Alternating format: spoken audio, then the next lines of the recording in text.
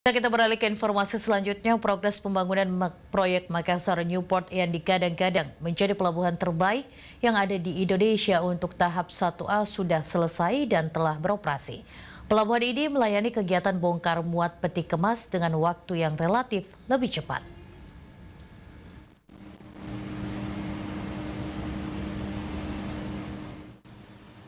Progres pembangunan Makassar Newport yang merupakan proyek fokus pembangunan Pelindo 4 yang nantinya akan menjadi pelabuhan terbesar dan pertama yang memiliki kawasan industri di dalam pelabuhan kini sudah mencapai 10%.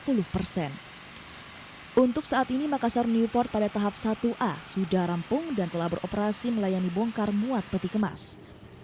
Untuk saat ini, proses pembangunan Makassar Newport fokus di tahap 1B dan 1C, yang dimana menunggu proses reklamasi dan pembangunan dermaga sepanjang 680 meter.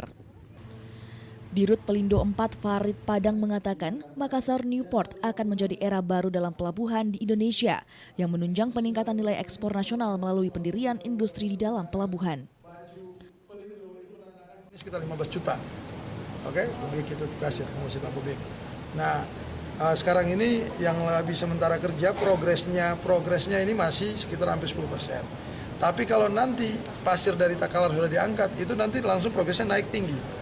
Karena kami bisa membangun, bisa efisien waktu, standar membangun pelabuhan bisa dermaga aja bisa sekitar 1 tahun 5 bulan, kami bisa efisiensi 5 bulan. Jadi kalau sebenarnya targetnya kami udah terlambat ini, dalam hal pasir terlambat karena izinnya konsesi pasir dari Takalar. Untuk proyek Makassar Newport sendiri akan ditargetkan rampung pada tahun 2024 mendatang. Sigit Iwantoro, Celebes TV.